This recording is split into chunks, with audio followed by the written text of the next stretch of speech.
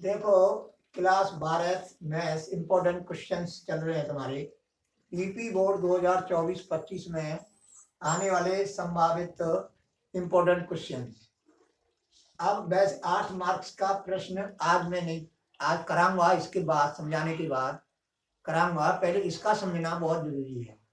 रेखिक अवकल समीकरण से संबंधित प्रश्न मैं आपको कराऊंगा, कैसे हल करते हैं और इसकी परिभाषा क्या है रेखिक अवकल समीकरण की। रेखिक अवकल समीकरण में से भी 8 नंबर के प्रश्न आते हैं। अब देखो, रेखिक अवकल समीकरण है, प्रथम कोटि का होना चाहिए, प्रथम घात का वह अवकल समीकरण होना चाहिए जिसमें परतंत्र चर और अवकलनों की घात 1 हो तथा वे गुणनफल के रूप में ना हो। तो ऐसे रेखिक अवकल समीकरण को हम जो क्या कहलाता है, रेखिक अवकल समीकरण जो है कहलाता है, यह मुख्यतः निम्न 2 रूपों में होता है। यह मुख्यतः निम्न 2 रूपों में होता है। देखो, पहला 2 रूप कौन कौन से हैं। Number first, dy upon dx plus py is equal to q। Where माने जहां।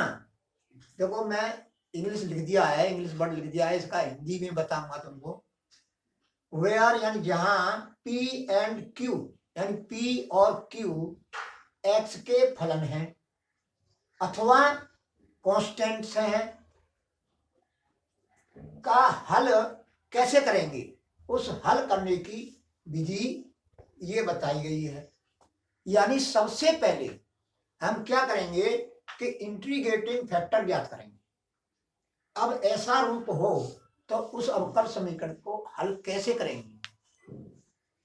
इंटीग्रेटिंग फैक्टर निकालेंगे, इसको शॉर्ट में बोलते हैं IF और हिंदी में बोलते हैं इंटीग्रेट फैक्टर को समाकलन गुणक बोलते हैं हिंदी में। बराबर e की power integration p into dx का मान प्राप्त करते हैं। फिर क्या करते हैं कि y इंटू IF बराबर integration q into IF dx plus c। अब इसको हल करने के बाद जो कुछ आएगा वो उसका हल होगा। इसका हल ये है। अब समझो, सेकंड रूप dx upon dy plus rx बराबर s, where r and s are functions of y। ये y के फलन है, उसमें क्या थे, x के फलन थे p और q, और rs क्या है, ये y के फलन है। अथवा और माने अथवा कॉन्स्टेंट्स, इसको जो है का हल करने की विधि क्या है।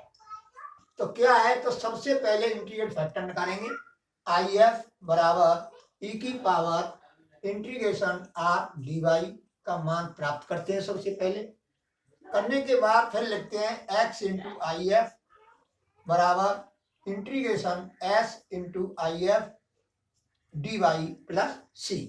ये इसका हल होगा। इसमें मान रख करके हल करेंगे तो वही हल कहलाएगा। अब मैं तुम्हें प्रश्न तुमको कराऊंगा, इससे संबंधित प्रश्न कराऊंगा।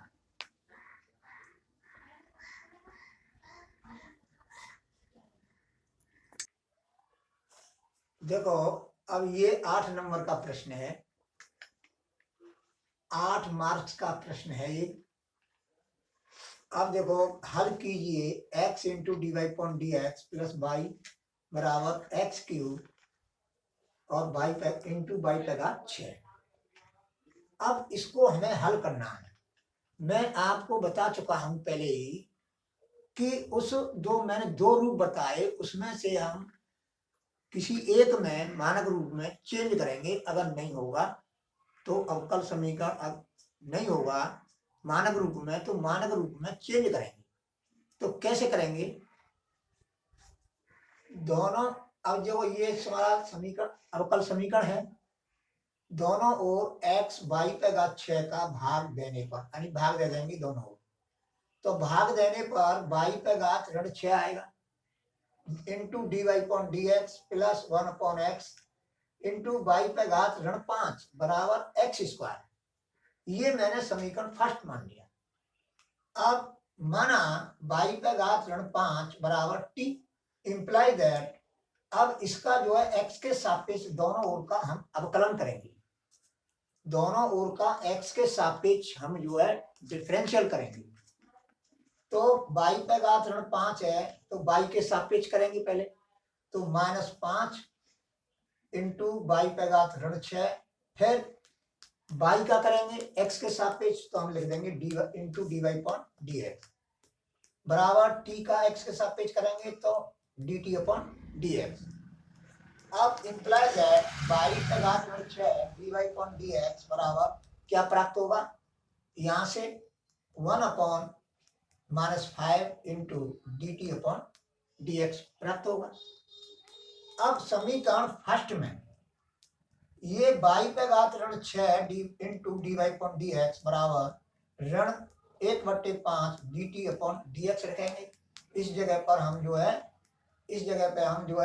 ये रखेंगे तथा y पे घात ऋण 5 यानी y पे घात ऋण 5 ये लिखा है, उस जगह पर हम क्या लिखेंगे बराबर t रखने पर रखेंगे तो ये हो जाएगा -1/5 dt upon dx plus 1 upon x into T बराबर एक्स स्क्वायर।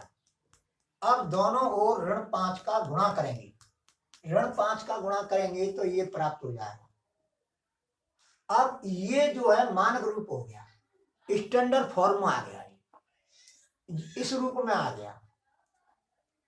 यहाँ y की जगह पर केवल t का प्रयोग हो रहा है हमारे प्रश्न में, जहां y होगा हम t लिख देंगे।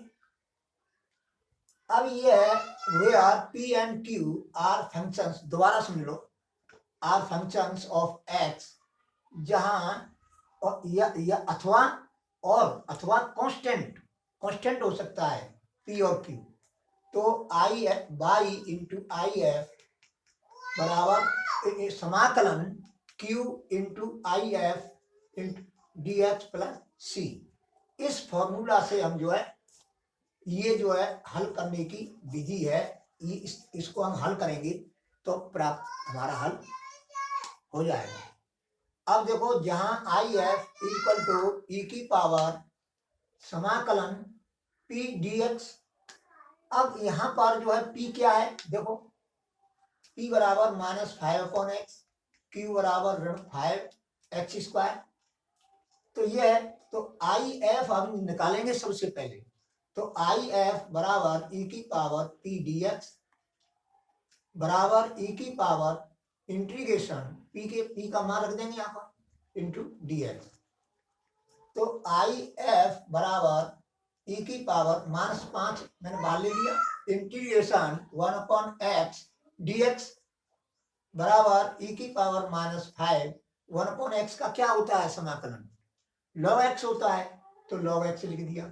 अब log के नियम से ऋण 5 इस पर घात चढ़ा दी, ये फिर लघुगणक के नियम से यहाँ पर जो है ये जो आधार है और जो उसकी घात में जो log का जो मान आधार है वो इक्वल हो, तो ये सब कैंसिल हो जाता है। यहाँ पर क्या है e है, log का बेस क्या है e है, जो मैंने लिखा नहीं है, तो इसका पूरे का मान जो है बराबर x पे घात ऋण 5 आ जाएगा। जैसे समझो जैसे ये है तुम्हारा a log, अब देखो log का नियम होता है कि जैसे a और ये log बेस a और यहाँ पर कुछ भी लिख रहा हो, यानी मान लीजिए x लिख रहा है, क्या लिख रहा है x, तो ये कैंसिल हो जाएगा, बराबर क्या हो जाएगा इसका मान x। तो यही रूप है, देखो यहाँ पर जो है तुम्हारा e है जो प्राय हम लिखते नहीं हैं, तो ये जो है इस रूप का बन रहा है, तो x की जगह पे क्या है, x पे घात ऋण 5 है, तो बराबर x पे घात ऋण 5 हो गया। अब क्या करेंगे, हम यहाँ बाई करते थे और यहाँ पे क्या करेंगे टी। देखो यहाँ पर जो है बाई है तो यहाँ पर क्या लिख दिया टी इंटू आई एफ बराबर Q into I F into D X plus C. यहाँ से बाई की जगह पर मैंने टी लिख दिया क्योंकि हमारे प्रश्न में टी है। तो टी इंटू आई एफ क्या निकाला हमने, एक्स पे घात ऋण 5। तो बाई वो टी इंटू एक्स पे घात ऋण 5 बराबर समाकलन, अब क्यू का मान रख दिया मैंने, आई एफ का मान रख दिया, कोष्टक में बंद कर दिया, डी एक्स प्लस सी। अब टी का मान रखा मैंने बाई पे घात ऋण 5 मैंने माना है यहाँ पर देखो। तो मैं जहाँ टी है वहां बाई पे घात -5 लिख दिया और इंटू एक्स पे घात ऋण 5 ये है ही बराबर ऋण 5 इधर ले लिया मैंने, बाहर निकाल लिया, कांस्टेंट का गुणा हो रहा है। समाकलन, अब देखो एक्स स्क्वायर है इंटू एक्स पे घात ऋण 5 है तो एक्स पे घात ऋण 3 इसका हल आएगा इंटू डी एक्स प्लस सी। अब देखो बाई पे घात ऋण 5 इंटू एक्स पे घात ऋण 5 बराबर -5। अब इसका हम समाकलन करेंगे तो एक्स पे घात ऋण 2 बट्टे ऋण 2 समाकलन करेंगे माइनस से माइनस कट जाएगा और देखो प्लस सी। अब एक्स पे घात ये पहले लिख दिया मैंने, इंटू में तो कहीं कैसे भी लिख दो, 2 गुणा 3 या 3 गुणा 2 बराबर 6 ही होता है। तो देखो ये इंटू का निशान है, यहाँ पर जो कोई निशान नहीं लगा होता है तो गुणा का चिन्ह माना जाता है। एक्स पे घात ऋण 5 यहाँ लिख दिया, बाई पे घात ऋण 5 यहाँ लिख दिया इंटू का निशान लगा करके बराबर 5/2 एक्स स्क्वायर। एक्स पे घात ऋण 2 है, नीचे हर में लाएंगे तो प्लस का हो जाएगा, वो घात प्लस हो जाएगी तो 5/2 एक्स स्क्वायर प्लस सी। इसको जो है हम इस रूप में भी लिख सकते हैं, बाई पे घात ऋण 5 बट्टे, अब अंश से हर में लामें, अंश से हर में लामें या हर से अंश में ले जाएं तो घात का चिन्ह बदल जाता है। तो देखो अब मैं एक्स पे घात ऋण 5 को हर में ला रहा हूं तो पॉजिटिव हो गया, बाई पे घात ऋण 5 बट्टे एक्स पे घात 5 बराबर 5/2। अब इस तरह से भी लिख सकते हैं 5/2 एक्स पे घात ऋण 2 प्लस सी, इस तरह से भी लिख सकते हैं। इस तरह से ये समीकरणों को, रेखिक अवकल समीकरणों को हल करते हैं और मैंने दोनों रूप बता दिए हैं, उनको बहुत अच्छी तरह से समझना है तभी प्रश्न समझ में आएंगे।